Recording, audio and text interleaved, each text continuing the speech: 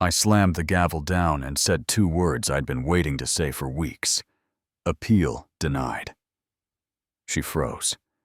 That same woman who once stole my identity stood there wide-eyed, not realizing until that exact moment that the man in the robe was the man she tried to ruin. Yeah, that happened. Let me back up a sec. 2 months earlier, I moved into this gated neighborhood called Silver Pines. Clean sidewalks, neat lawns, HOA rules for just about everything, including how long your garage door can be open. After 20 years as a prosecutor, and now a circuit judge, I needed peace. Somewhere low-key, away from the press, the protesters, the drama. So I kept my identity quiet. I signed the lease under Daniel Tran, told the neighbors I was a government employee, which was technically true. I just didn't say I wore the robe. The plan was simple. Lay low, follow the rules, don't draw attention. That worked. For exactly 9 days. On the 10th, she showed up. Clipboard, attitude, power trip energy. Cheryl Godwin, the HOA president. The kind who smiles with her mouth but not her eyes. I was standing in the driveway overseeing a furniture delivery. Nothing illegal, nothing loud, just a desk and bookshelf for my home office. Cheryl marched up like she'd caught me selling fireworks to toddlers. "You're in violation," she snapped, like a parking officer on steroids. "Driveway use is limited to 30 minutes. You've exceeded that." I blinked. "I'm just getting a delivery. No exceptions," she said, tearing off a citation like it was a parking ticket. "Future violations will result in fines." You know what I mean when I say it felt like a joke, right? 37 minutes in my own driveway. I didn't argue. Just smiled, took the paper, and let it go. But that was mistake number 1. Cheryl took my calm as weakness. Over the next 2 weeks, she came at me with everything. Window blinds, not uniform. Citation. Porch light stayed on after 11 p.m. Citation. A small American flag by the door? You guessed it. Violation of exterior harmony. I've handled criminal cases that had less documentation than the pile of tickets Cheryl left at my doorstep. So I did what any legal-minded man would do.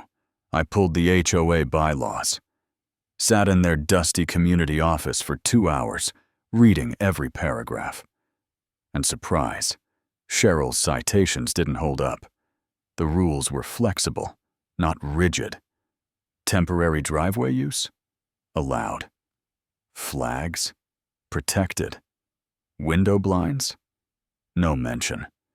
It was a paper-thin power play. I filed a formal dispute.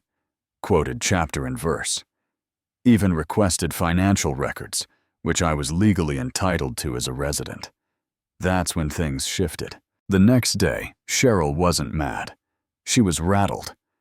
She tried to keep her cool when I dropped off the paperwork, but her smile was all teeth. "You might want to be careful," she muttered. "Some people don't take kindly to stirring the pot." Oh, and stir it I did. But what I didn't know at the time was that Cheryl had already decided to find out who I really was. She used her admin access to pull everything in the HOA system. My lease, emergency contacts, even dug through my employment info. Still wasn't enough for her. So one night, she walked over, reached into my mailbox, and stole my mail. Yeah, seriously. I had her on camera, night vision, 1080p, full face shot. Full face. And it wasn't random junk mail either. It was a letter from the state bar addressed to the Honorable Daniel Tran.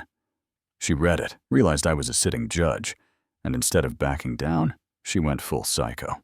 3 days later, I get a call from First National Bank. They're asking about a $25,000 loan application I'd supposedly submitted over the weekend. I hadn't. But the application had my real name, social, job title. Only thing off was the contact info. Cheryl used her email and phone. The rest? All stolen from my documents. I spent that whole morning in damage control. Fraud alert, police report, locking my credit. But deep down I knew. It wasn't just some scammer out there. It was her. Everything fit. Then came the twist I couldn't have written better myself. A civil appeal landed on my desk. Residents suing the Silver Pines HOA for misusing funds, abusing authority, and violating internal procedures. And the name on the appeal? Cheryl Godwin. At first I recused myself. Ethics, right? But then Cheryl started running her mouth around the community, saying I backed out because I was scared of her, that I was politically compromised. That's when I met with the chief judge, laid everything on the table, and got emergency clearance to step back into the case. Court day came fast. The room was packed, neighbors leaning forward like they were watching reality TV. Cheryl waltzed in, smug, her lawyer clueless. She had no idea who the judge was. Not until I walked in and took the bench. She didn't recognize me right away. But when I started laying out the evidence, step by step, her smile fell apart. First, the mail theft footage. Then the access logs showing she pulled my personal info from the HOA database. Then the fraudulent loan application. By the time I brought up the financial audit, that showed she paid a private investigator with HOA funds to dig up dirt on critics, she looked like someone had pulled the floor out from under her. And then came the moment when I paused, looked right at her, and said, "This court finds that the appellant's criminal behavior is directly relevant to her fitness to serve." That's when it clicked for her. Her mouth opened just slightly, and all she could say, so quiet the mic barely picked it up, was, "I didn't know who you were." But she did know. She knew enough to try and ruin me. I denied her appeal, ordered the evidence turned over for criminal prosecution, and watched as the bailiff cuffed her right there in front of her neighbors. The same people she fined for mismatched trash cans and unapproved mailbox paint. The whole courtroom broke into applause. Her lawyer just stood there, briefcase limp at his side. Cheryl didn't say a word. She just glanced back at me one last time, like she was trying to figure out where it all went wrong. I'll tell you where. It went wrong the night she pulled that envelope from my mailbox and thought she could mess with a stranger without consequences. Turns out, the stranger was the only guy in town who could end her reign. By the book. So now I've got a question for you. If you were me, would you have waited like I did, or gone after her the second you had proof? Drop your thoughts in the comments. Justice may take its time, but when it hits, it lands hard.